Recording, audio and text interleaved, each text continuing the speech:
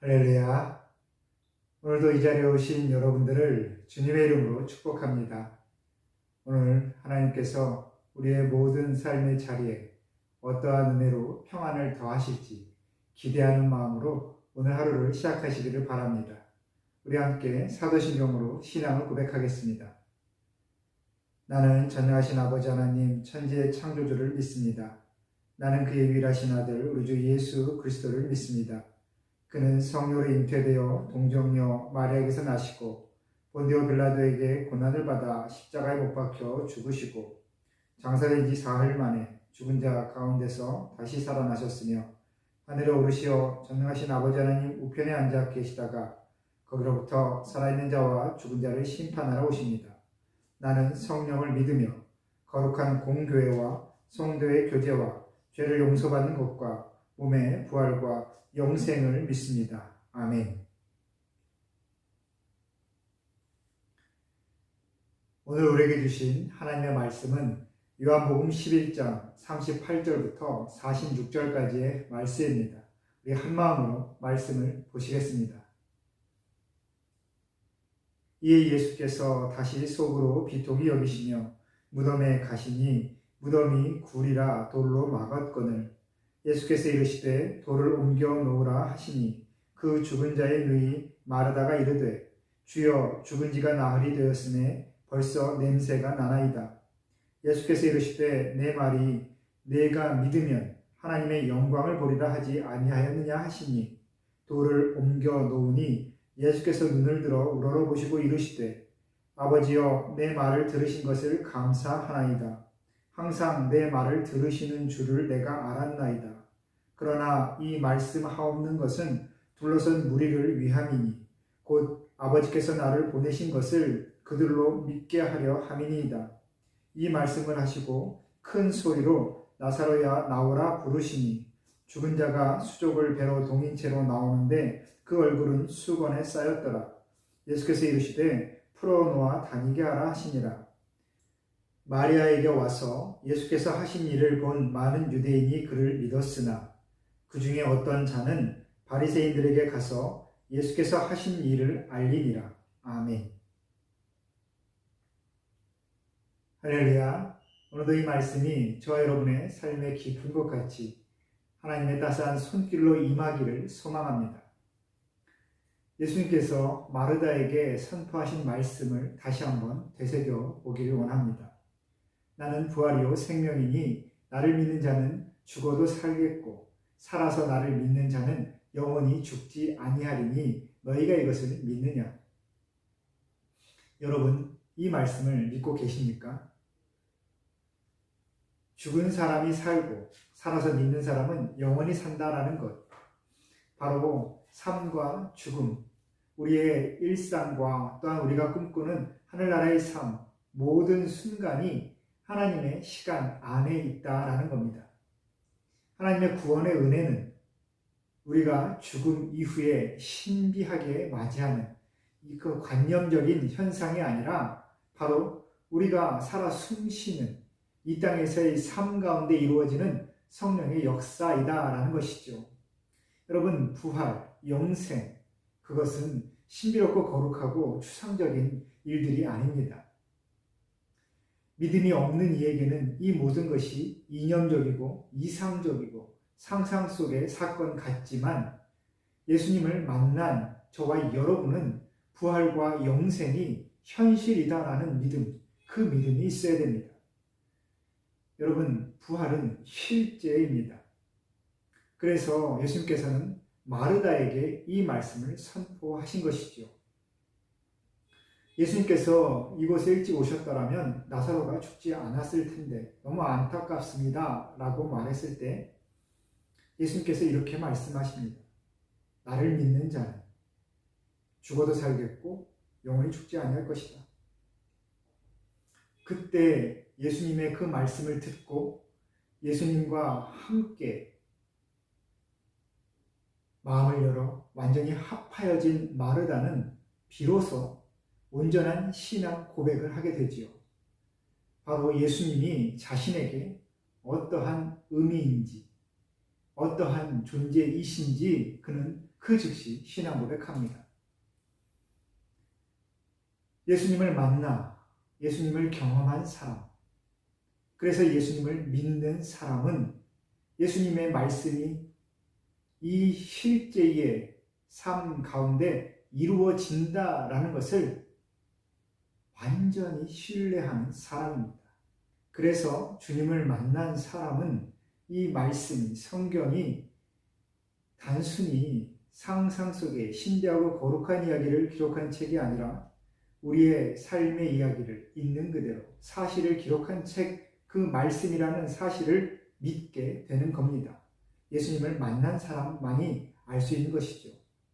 다시 한번 말씀드리지만, 그래서 믿음이 있는 우리에게는 이 모든 일, 성경에서의 모든 일과 이 땅의 믿음의 역사로 보여지는 우리 믿는 사람들의 삶의 이야기가 단순히 이상적이고 관념적인 일들이 아니라 바로 우리의 삶 그 자체임을 알게 되는 것이죠.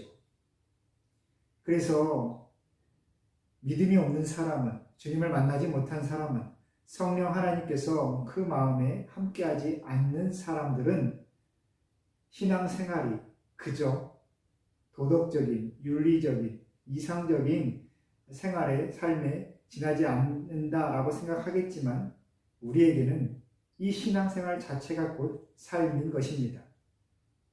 그리고 우리의 삶은 단순히 예배의 자리, 기도의 자리, 말씀의 자리, 바로 이 순간에 국한된 것은 분명히 아니지요. 예수님께서 오늘 죽음의 자리에 나아가시고 또 사람들의 그 슬픔의 자리에 나아가셔서 그 슬픔을 기쁨으로 바꾸시고 죽음을 생명으로 바꾸시는 이 모든 것은 바로 현실, 그 현실의 중심입니다. 성전 안에서 또한 오직 열광적인 신도들 사이에 둘러싸여서 이 모든 일을 행하신 것이 아니다라는 것이죠. 주님을 만난 사람만이 이 모든 것을 일상으로 살아갈 수 있습니다. 예수님께서 나사로가 묻혀있는 그 굴 앞에 가셔서 그 죽음 앞에서 눈물을 흘리십니다. 눈물을 흘리시는 예수님의 모습을 보면서 많은 사람들이 저렇게 슬퍼할 것을 왜 저렇게 그냥 많은 사람들을 또 특별히 나사로를 죽게 내버려 뒀느냐. 맹인의 눈은 뜨게 하였으되 죽어가는 사람은 일찍 알아채지도 못하고 그렇게 방치하였는가라고 한쪽에서 비난하게 되죠. 하지만 예수님께서 오늘 보시면 그 사람들 사이에서 다시 한번 비통해 하시며 눈물을 흘리십니다. 많은 사람들이 우리에게도 그러한 질문합니다. 아니, 믿는다고 하면서, 믿음이 있다라고 하면서 왜 그렇게 시기와 질투, 아니 낙심, 실망, 미움, 가식, 그리고 항상 행복할 일만 경험해야 될 텐데 교회 다니면서 믿음 있다고 하면서 왜 그렇게 병에도 걸리고 사고도 나고 갑자기 죽기도 하고 좋은 거 하나도 없지 않는가 라고 그렇게 우리를 비난하는 사람들이 있습니다. 오늘 주님께 그렇게 비난하는 사람들처럼 말입니다. 여러분, 우리의 죄, 그 죄는 무엇이겠습니까? 인간의 죄성은 단 한 가지입니다. 하나님을 떠나 산다라는 것. 범죄를 저지르는 죄를 범하는 삶을 사는 것이 아니라 세상에 믿음 없이도 착한 일 하면서 살아가는 사람 많은데 그 사람들이 다 선하고 의롭고 구원의 대상자가 되는 것이 아닌 것은 무엇이냐? 하나님을 떠나 살기 때문에 그렇습니다. 하나님을 떠나 사는 모든 것이 죄인 것이죠. 우리가 죽음 앞에 슬퍼하고 또 고통당하는 사람들 가운데 우리가 낙심하면서 고민하는 이유는 무엇이냐? 바로 우리의 삶의 자리가 이미 하나님을 떠나 있기 때문에 그렇습니다. 우리가 실망하고 낙심하고 또 죽음 앞에 또 사랑하는 사람들의 그 죽음 앞에서 슬퍼하는 것은 하나님을 떠나 있는 우리의 삶이 비통하기 때문에 그렇다라는 것이죠. 그리고 예수님께서 나사로를 가둬놓고 있는 그 굴에 돌을 치우라라고 말씀하십니다. 그러자 마르다가 이미 죽은 지 나흘이 되어 냄새가 난다라고 대답하지요. 하지만 예수님과 나사로 사이를 가로막고 있던 그 돌을 치우자 나사로가 살아나 다시 생명의 냄새를 풍깁니다. 주님과 함께 있느냐, 주님과 떨어져 있느냐, 그 차이지요. 그리고 그 중간에 그 관계를 막은 그 돌을 치울 때에 그 관계가 다시 회복되는 것을 우리가 상징적으로 생각할 수 있습니다. 여러분, 나사로와 주님 사이에 막고 있는 그 큰 바위처럼 저와 여러분과 예수님 사이를 막고 있는 그 큰 돌은 무엇일까요? 오늘도 나로 하여금 믿음의 일을 하지 못하게 만드는 그 큰 돌이 무엇인지 우리가 한번 묵상해야 되겠습니다. 너무 바쁘다, 할 일이 많다, 일상의 그 짐이, 수고의 짐이 너무 무겁다. 하지만 우리의 모든 일상의 순간이 하나님께서 주신 시간과 장소라면 우리는 모든 곳에서 하나님을 기억할 수 있고 또한 하나님을 찾을 수 있습니다. 단지 하나, 그 돌을 치우려는 그 결단이 필요하겠죠. 그 결단을 하기 위하여 우리는 오늘도 주님의 음성을 듣고자 바로 이 자리에 있는 줄 믿습니다.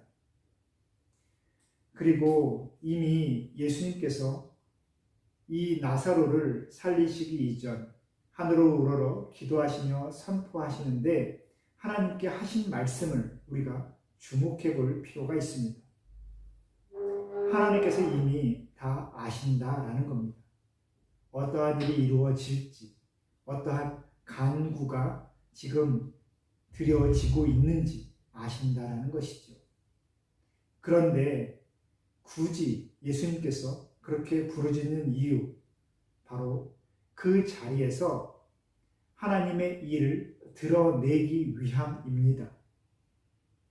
그리고 그곳에 성령의 역사가, 하나님의 역사가 이루어짐을 담대하게 사람들에게 드러내십니다. 죽은 지 나흘이 지난 나사로가 그곳에서 다시 살아나는 것이죠. 여러분, 우리는 믿음이 있는 사람들입니다. 이미 주님을 만났다라고 여기고 있습니다.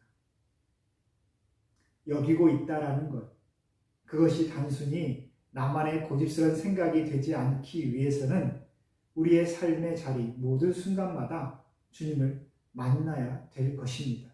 그리고 이 말씀, 부활의 역사가 우리의 현실임을 우리가 믿고 또한 그 삶을 따라 살아야 되겠지요. 그 삶을 따라 산다라는 것은 바로 오늘 나사로를 일으켜 세우신 주님의 이 모든 모습처럼 우리가 있는 곳에서 하나님의 일을 드러내는 것, 주님 안에 있는 그 기쁨과 만족함을 우리의 삶으로, 우리의 웃음과 우리의 기쁨과 우리의 선행으로 드러내는 것, 바로 그것을 우리가 하나하나 한 걸음 한 걸음씩 그렇게 실천해 나가야 될 것입니다. 사랑하는 성도 여러분, 오늘도 계시는 모든 자리에서 하나님의 일을 드러내시는 그 은혜를 누리시기를 바랍니다. 오늘도 하나님의 샬롬을 전합니다. 우리 함께 기도하겠습니다. 우리의 삶의 주인 되신 하나님 아버지, 오늘도 우리에게 새로운 하루를 더해 주시고 우리의 모든 일상의 자리마다 새롭게 부어주실 그 은혜를 기대하게 하시니 감사합니다. 삶의 힘을 더하시는 주님의 손을 붙잡고 우리가 살아가는 모든 곳에서 또한 만나는 모든 이들에게 우리 주님의 삶의 모습을 드러내고 하나님께서 하시는 일을 온전히 나타내는 우리 모두가 되게 하여 주옵소서. 오늘도 우리 믿음의 가족들, 모든 성도들이 머무는 곳마다 우리 하나님의 평안의 손길이 풍성히 덮이길 소망하며 예수님의 이름으로 기도합니다. 아멘.